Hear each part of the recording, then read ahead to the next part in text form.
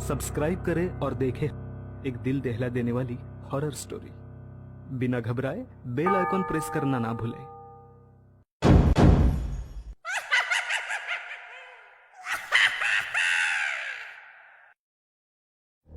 इस कहानी के लेखक हैं संजय कामले। अन्ना, शायद आपको नींद आ रही है। जरूर कुछ वहम हुआ है आपको। कुछ देर आराम कर लीजिए। आखिर वो क्या था? सुनील ट्रक के पीछे खड़ा रहा। सखाराम ने एक नजर नीचे सड़क की ओर देखा।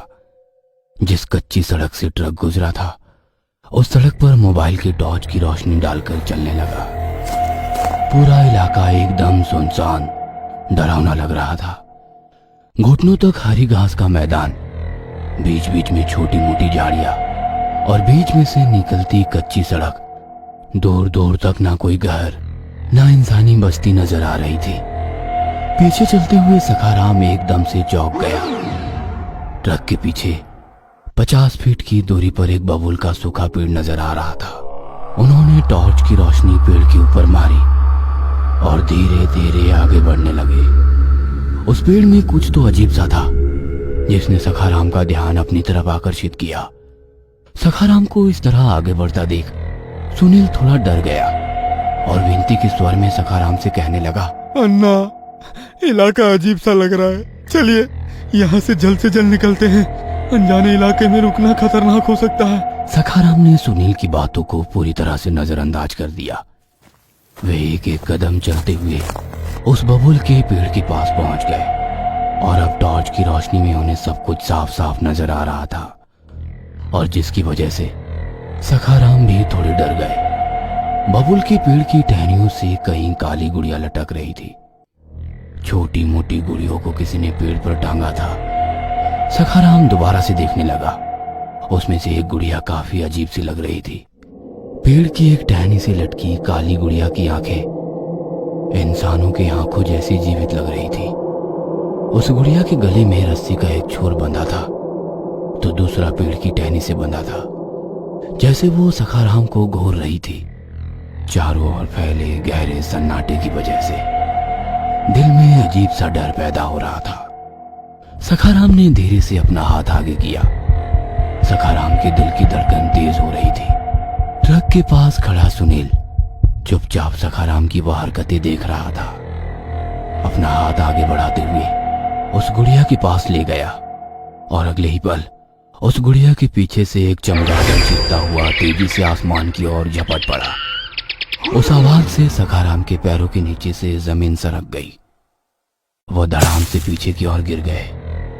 सखाराम को इस तरह जमीन पर गिरा देखकर सुनील काफी डर गया, और तभी अचानक से बहने वाली हवा के झोंकों ने जमीन पर खड़ी घास पत्तियां हिलने लगी। यह देखकर सुनील की धड़कनें तेज हो गई। अन्ना, अन्ना, जल्दी उठो, निकलो यहाँ से। ये जगह कुछ अजीब सी लग रही है। सखाराम की नजरें अभी भी पेड़ के ऊपर ही टिकी थी, और तभी उन्हें पेड़ के पीछे एक काली परछाई नजर आई, जो सखाराम को ही घूर रही थी। सखाराम की नजरें परछाई पर ही टिकी थी। वह धीरे धीरे उठकर खड़ा होने लगा।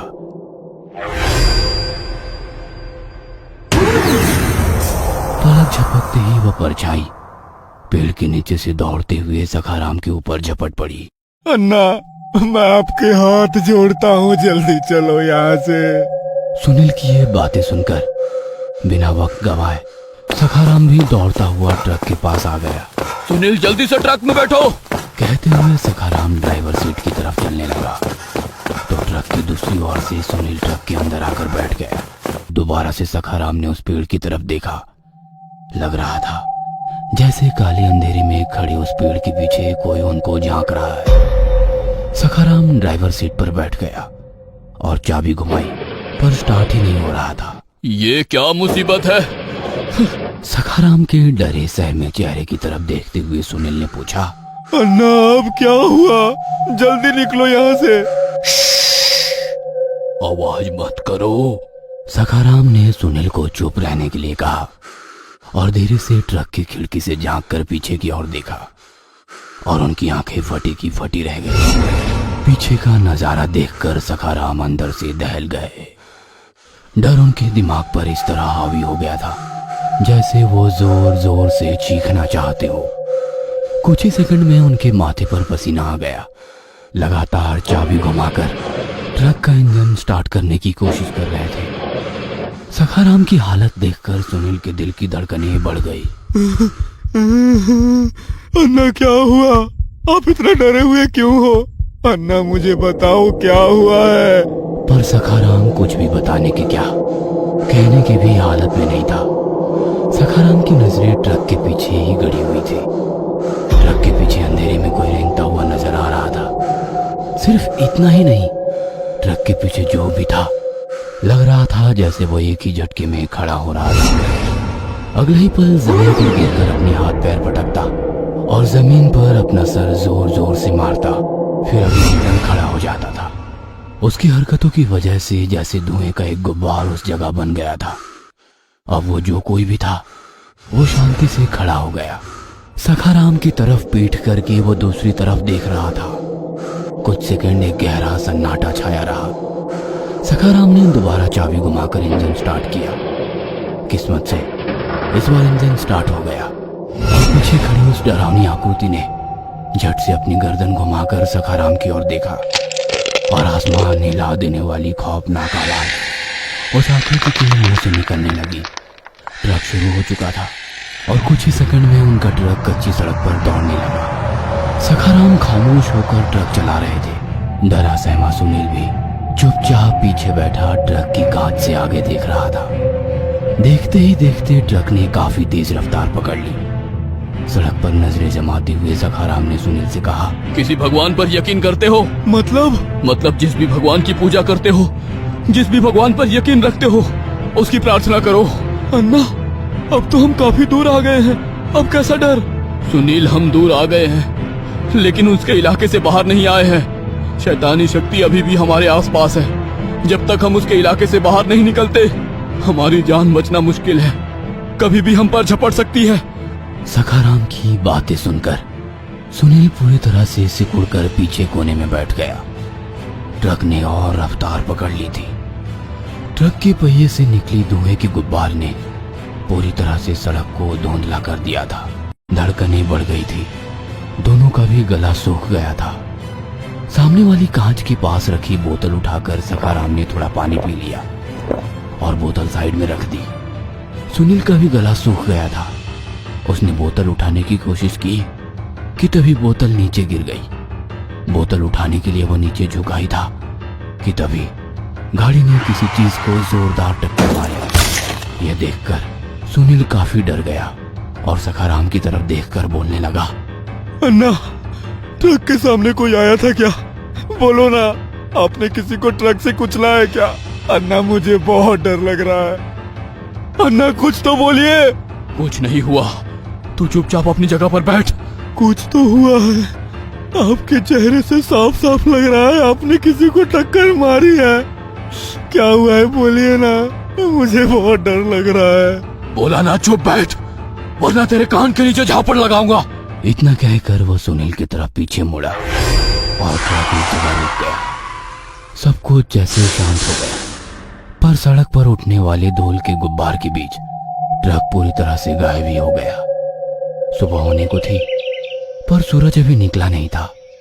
ट्रक की ड्राइविंग सीट पर बेहोशी की हालत में पड़े सखाराम को थोड़ा होश आया। मतलब किसी ने मुंह पर पानी मारकर जैसे उसे उठाया था। उसका ट्रक सड़क को छोड़कर एक वीरान से घास के मैदान पर खड़ा था। सखाराम ट्रक से नीचे उतरा। लोगों की काफी भीड़ जमा हो गई थी। तभी उसका ध्यान एक पेड़ की टहनी पर गया और झट से उसे रात की वो घटना याद आ गई।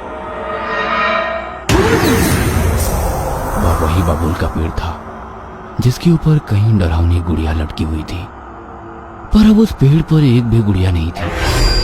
तभी जमीन पर उसे कुछ दिखाई दिया। धूल मिट्टी से लथपथ कीचड़ बनी एक लाश जमीन पर पड़ी थी और वो जमीन पर गिर पड़ा। एम्बुलेंस के सायरन की आवाज धीरे धीरे उसके कानों में गूंजने लगी और रात का वह मंजर उसके नजर के सामने आ गया। अन्ना, कुछ तो हुआ है। आपके चेहरे से साफ साफ लग रहा है आपने किसी को टक्कर मारी है? क्या हुआ है बोलिए ना, मुझे बहुत डर लग रहा है। वो शैतानी आत्मा तुम्हारे रूप में ट्रक के सामने आई थी, जिसे मैंने कुचल दिया। अब तो चुपचाप बैठ, वरना तेरे कान के नीचे झापड़ लगाऊंगा। इतना कहकर वो सुनील की तरफ पीछे मुड़ा और सन्न रह गया, क्योंकि ट्रक में सखाराम के पीछे वाली सीट पर सुनील नहीं बल्कि वो बुढ़िया थी, जो बबूल के पेड़ से लटक रही थी। उस दूर दूर तक फैले हरे घास के मैदान में सखाराम का ट्रक खड़ा था। ट्रक एक ही जगह कई चक्कर लगा चुका था। उस वजह से जमीन पर बड़ा सा रिंगन यानी चक्र बन चुका था। एक सखाराम को लेकर एम्बुलेंस उस जगह से दूर जाने लगी। तभी भीड़ में से कोई बोला, ये ट्रक ड्राइवर कल रात मौत के चक्रव्यूह में फंसा था, पर इसकी जगह मौत ने इसके साथी को चुना। पता नहीं अगला शिकार कौन होगा।